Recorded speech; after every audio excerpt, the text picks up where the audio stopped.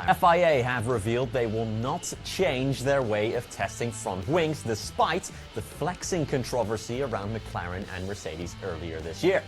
This was explained by Nicholas Tumbazis, Director of Single-Seaters at the FIA. Breaking news in the world of Formula One.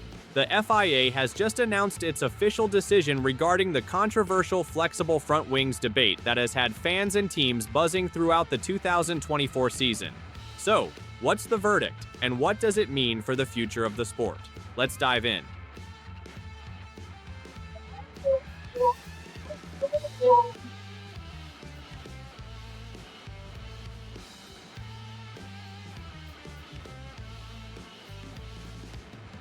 It all started earlier this season when Ferrari and Red Bull raised concerns about the flexibility of front wings on rival cars, particularly those from Mercedes and McLaren. This prompted the FIA to install monitoring cameras from the Belgian Grand Prix onwards to ensure compliance. The unusual front wing on Mercedes' 2024 F1 car is an extreme design that appears to have removed a big chunk of the inside of the final flap in an effort to get cleaner airflow to the front of the chassis. F1's rules say front wing elements must be between 5 and 15 millimeters apart when they come together, and that the rearmost part of each element, except the one furthest back, must not be visible when viewed from above.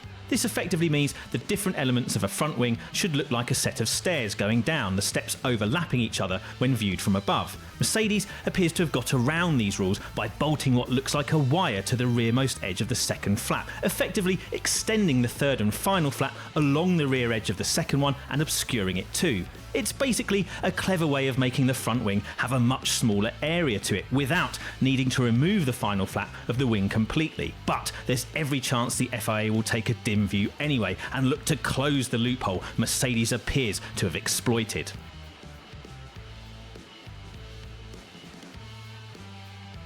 Five laps to go. This is 5.5 seconds to Verstappen.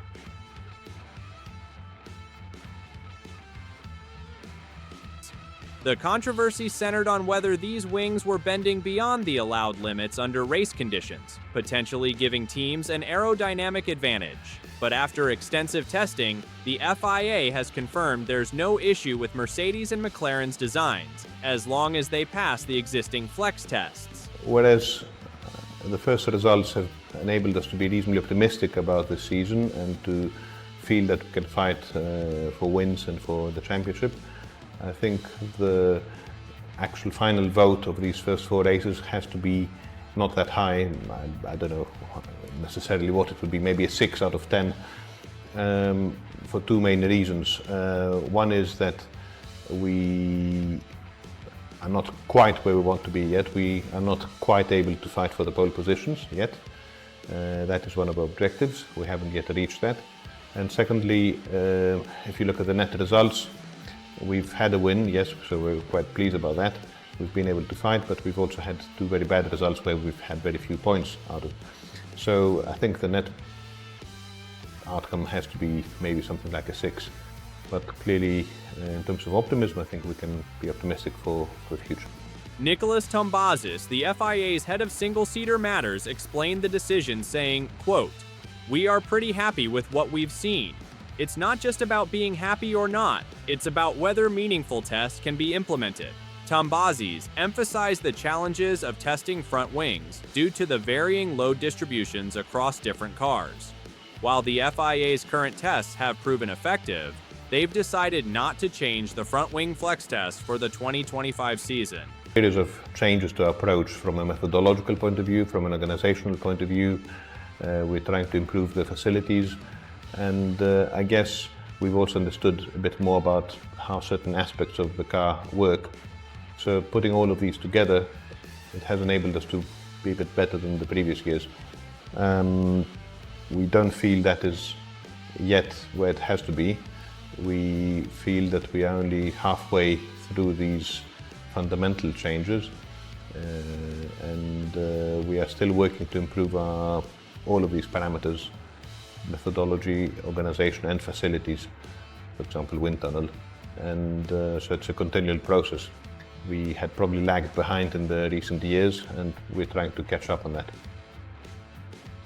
We have seen 4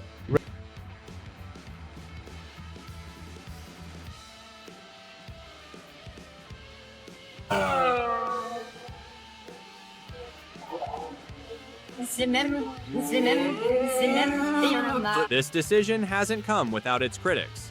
Ferrari and Red Bull, the teams that initially raised the concerns, may feel the FIA's verdict doesn't fully address their queries. However, the governing body sees this as an opportunity to inform future regulations rather than penalize teams retroactively. Max, let's come to you. What did you change overnight? Because it seems there's been a big difference in performance lately. A lot. Can you elaborate in terms of what you... No, I might get fined. Are you confident, Max, with the race pace? Maybe. How much of a step into the unknown is the race given the problems you had yesterday in practice? It's an unknown. Tell us about lining up It's along... not towards you, don't worry. I don't want to upset you. Can you just tell us about lining up alongside Lando then tomorrow? I will find out tomorrow. Max, I know you won't elaborate on what the changes were, but how much of those changes were learning, I guess, from what happened in Baku, where you guys went in the wrong direction? I would prefer if you ask these questions outside the room. Max, will you talk to us outside the room? Because technically there's not... Yeah, okay. Max, what happens if the behavior in this press conference triggers another penalty? No comment. Max, how long do you anticipate that you won't be giving answers in the FIA press conference for? I'm answering. It's not a lot. Problem with my voice. Meanwhile, Red Bull's Max Verstappen hasn't shied away from making bold statements. He recently suggested that some rival teams might have exploited loopholes, hinting at an unfair advantage during the season. I don't know, man. Different setup. So as soon as I went into qualifying, I knew the car was... Yeah, I tried to optimize the car all the time, and this time it didn't work out, so I knew that I was stuck with it.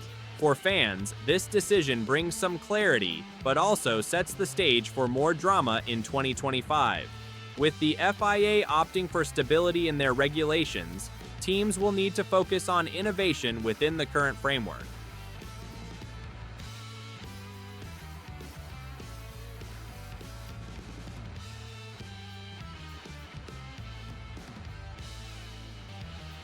For Mercedes and McLaren, this is a significant win. The FIA's decision validates their designs and clears them of any wrongdoing. But with teams like Red Bull and Ferrari keeping a close watch, the battle for aerodynamic supremacy is far from over. As we look ahead to the 2025 season, the question remains, will this decision level the playing field, or will it spark new controversies? One thing's for sure, the drama in Formula One is only just beginning. That's all for today's update. Don't forget to like, subscribe, and hit the notification bell for all the latest in Formula One. Let us know in the comments, do you agree with the FIA's decision, or should they have taken a tougher stance?